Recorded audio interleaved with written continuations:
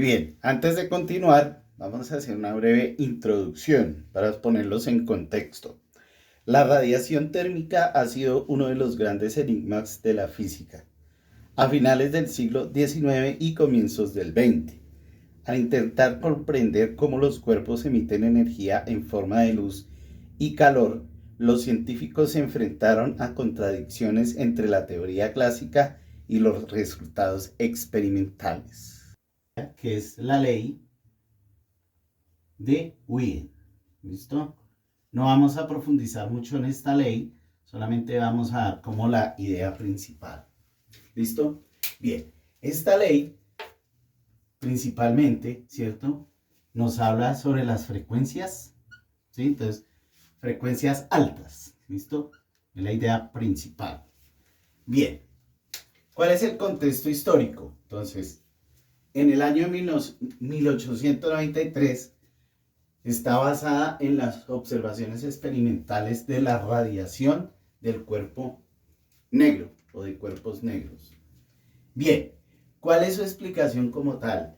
El máximo de emisión se desplaza hacia la longitud de onda más corta al aumentar la temperatura. ¿Listo? Bien, vamos ahora a analizar la fórmula matemática. Entonces, B en función de la frecuencia y la temperatura será igual a 2 veces la constante de Planck por la frecuencia al cubo sobre la velocidad de la luz al cuadrado. Este significa exponente a la menos constante de Planck por la frecuencia sobre la constante de Boltzmann por la temperatura absoluta. ¿Listo? Entonces recordemos que este es el postulado de Max Planck. ¿Listo? La constante de Planck por la frecuencia, que nos hace referencia al fotón. ¿Listo? Bien. Donde B en función de la temperatura y de la frecuencia es la intensidad espectral. ¿Listo? V, en este caso, es la frecuencia. T es la temperatura absoluta. H es la constante de Planck. K sub B, entonces nos hace referencia a una nueva constante muy importante utilizado tanto físico-química, ¿cierto? La constante de Boltzmann, que también en su momento les voy a explicar detalladamente cómo sale esta constante, y la velocidad de la luz. ¿Listo? Bien, ¿cuál era la limitación de esta ley de Wien? Entonces, describe bien las regiones de altas frecuencias, pero falla en las bajas. ¿Listo? Entonces, solo aplica para las altas. Bien, seguimos. Vamos a analizar la ley de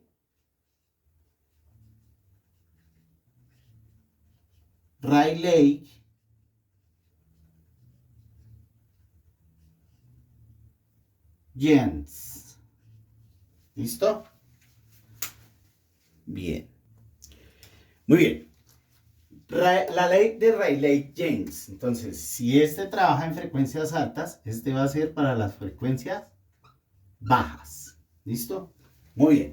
Esta ley fue clave desde el desarrollo de la ley de Planck.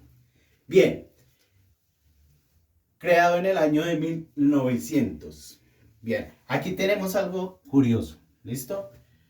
Rayleigh, que se le conocía como Lord Rayleigh, de nombre de pila William Studd, y Jeans, de nombre James Jeans, ¿cierto? Corrigió en primera instancia la ley de Rayleigh, ¿sí? Hubo un error matemático y Jeans, que fue otro físico también destacado en su época, fue el que mejoró esta ley. De ahí la ley de Rayleigh-Jeans. Bien. ¿Cuál es el contexto histórico? Entonces, derivada desde la física clásica, aplicando la equipación de la energía. Entonces, esta es la ley que viene de la física clásica que todos conocemos, ¿cierto? Entonces, digamos que esa es la más antigua. ¿listo? Para poder hacer el salto a la física cuántica que nosotros conocemos. Bien, ¿cuál es su explicación? Entonces, la explicación es: predice la distribución espectral de la radiación en función de la temperatura. Muy bien, entonces así como hicimos acá arriba, vamos a explicarla matemáticamente. Entonces, tenemos B en función de la frecuencia y la temperatura será igual a 2 veces la frecuencia al cuadrado. Entonces, mucho ojo aquí, por la constante de Boltzmann multiplicado por la temperatura absoluta sobre la velocidad de la luz. ¿Listo? Bien. Entonces, al igual que antes, B en función de la frecuencia de la temperatura, ¿sí?, nos está indicando que estamos calculando aquí la intensidad espectral. ¿Listo? Pero muy bien. Entonces, mucho ojo a la limitación que nos muestra esta ley. Entonces, funciona en longitud de la onda larga, pero diverge en las cortas. ¿Listo? ¿Cuál es lo crítico aquí? Aparece algo que se conoce o se conoció como la catástrofe ultravioleta.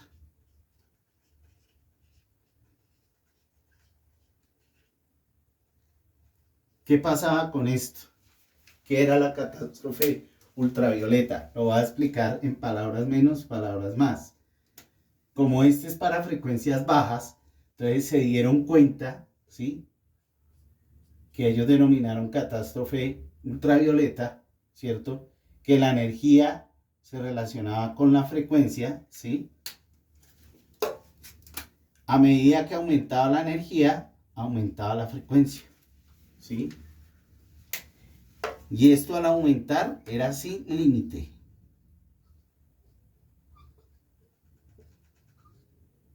Algo que esta ley no permitía explicar. Entonces, ¿cuál fue el aporte principal?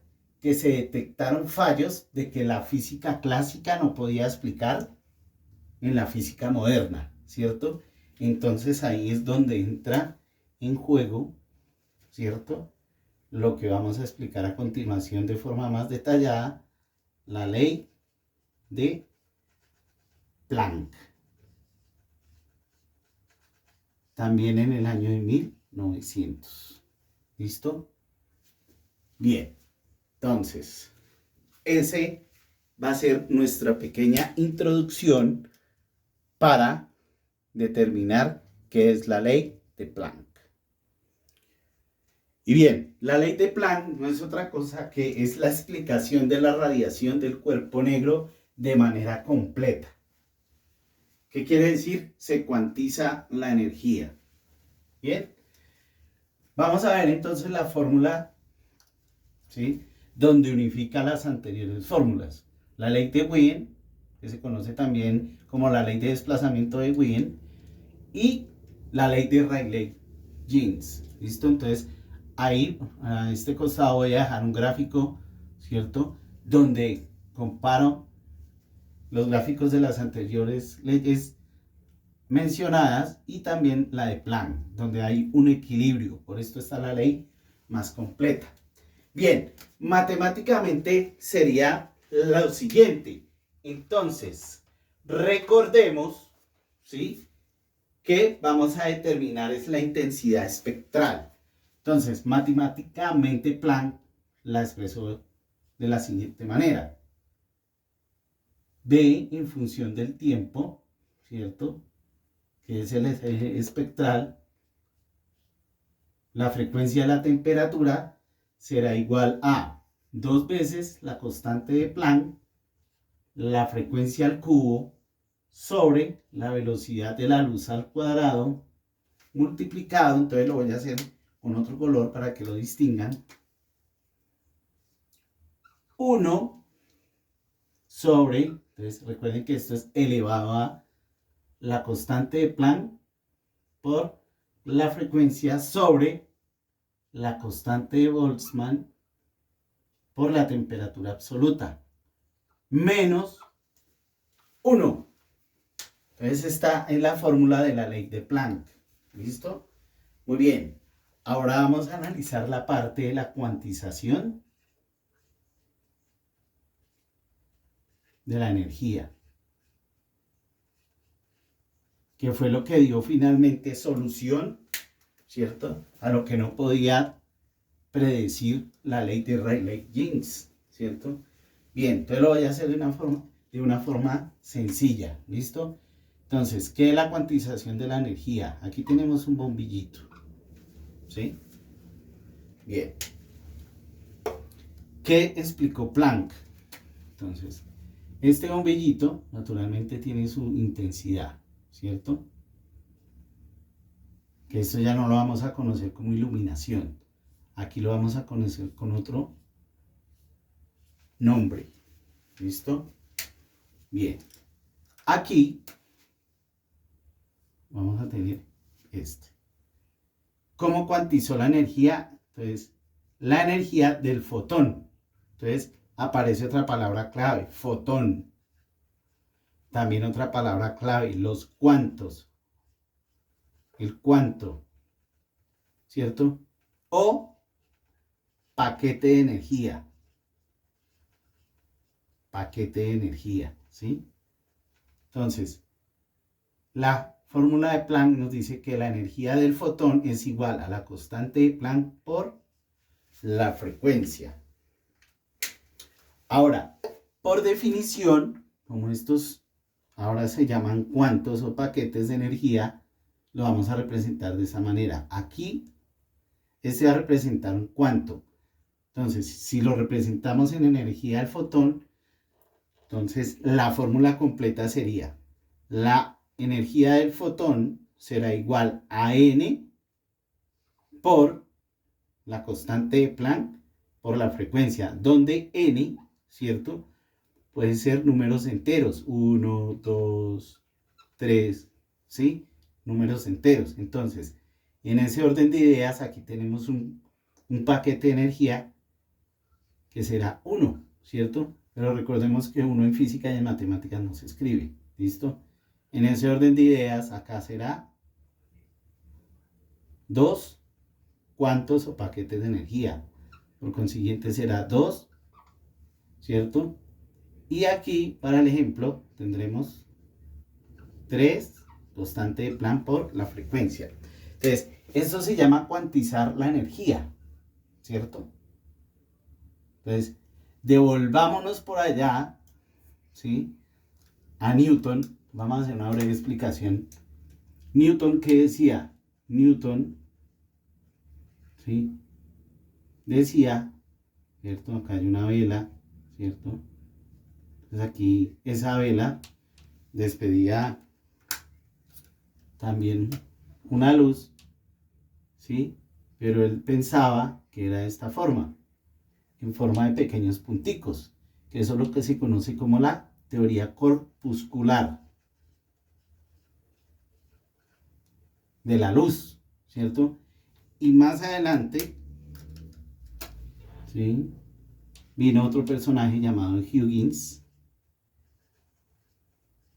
¿sí?, que él pensaba, ¿cierto?, que la luz, vamos a representarlo de esta manera, ¿cierto?, eran en ondas, ¿sí?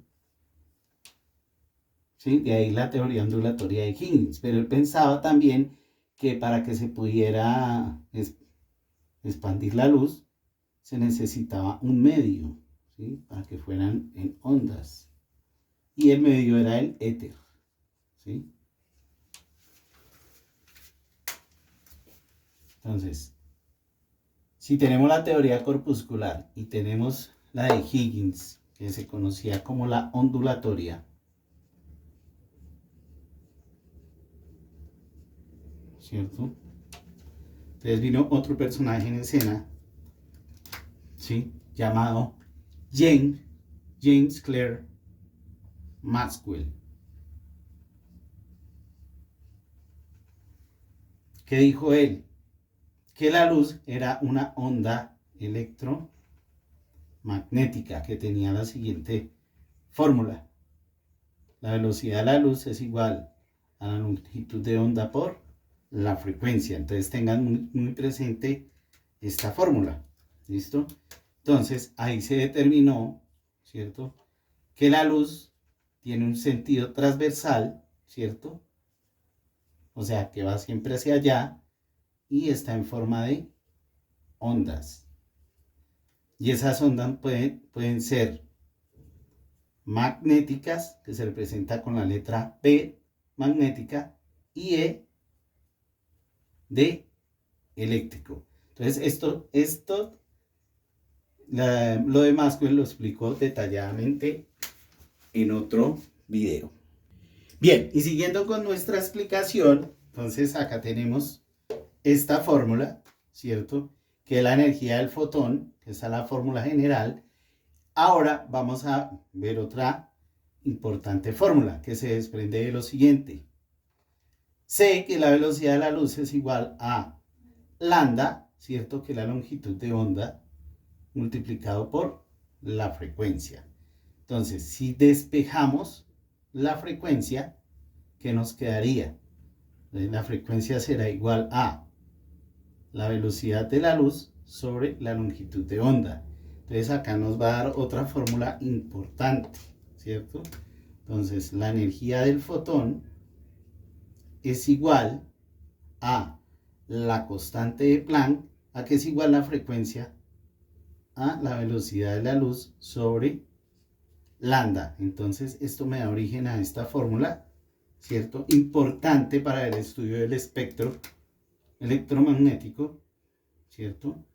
Que se conoce como la relación Planck-Einstein.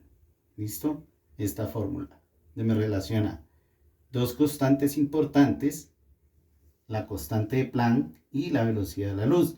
La constante de Planck tiene un valor aproximado de 6.63 por 10 a la menos 34 Joule segundo, y la velocidad de la luz 3 por 10 a la 8 metro por segundo. ¿Listo? Entonces, estos son los valores de esta constante. Bien, ahí en pantalla está apareciendo lo que es el espectro electromagnético. Este espectro también fue analizado por Isaac Newton. Entonces se dio cuenta que al prender una linterna y poner un prisma, este se descomponía en diferentes colores. Entonces, si analizamos eso y colocamos un prisma invertido, nos va a dar la misma línea de luz blanca. ¿Listo? Bien, entonces esos son los diferentes colores del espectro. ¿Listo? Tienen esos respectivos valores de longitud de onda y también de frecuencia. Bien, entonces basados en este espectro electromagnético que tiene esos colores, entonces nos vamos a ubicar, ¿cierto?, en los extremos. Fórmula o la relación de Planck-Einstein, ¿cierto? Constante de Planck por la velocidad de la luz sobre la longitud de onda. Entonces, esta es la fórmula que vamos a un extremo, el infrarrojo, y tenemos en nuestro extremo el ultravioleta. Para el rango visible tenemos, ¿sí?, una longitud de onda de 700 nanómetros, que es un rango menor, frente al ultravioleta, que se mueve entre 400 nanómetros, que es mayor, ¿cierto? Bien, para la fórmula de Planck, cuando la energía del fotón es igual a la constante de Planck por la frecuencia, a medida que disminuye la energía del fotón, disminuye la frecuencia, y a medida que aumenta la energía, aumenta la frecuencia. ¿Listo? Para efectos del ejercicio vamos a utilizar esta fórmula matemática que se conoce como la relación Planck-Einstein. ¿Listo? Bien, en ese orden de ideas tenemos que para el primer caso de la energía para el infrarrojo será aproximadamente 2.83 electrón voltio, y para el caso del ultravioleta la energía va a ser aproximadamente de 3.10 electrón voltio. ¿Listo? Entonces, ¿qué concluimos? Entonces, mucho ojo a la siguiente conclusión. ¿Qué pasó aquí? Este valor, con respecto a este valor, nos está diciendo que según la relación Planck-Einstein, ¿cierto? La energía tiene una relación inversamente proporcional a su longitud de onda.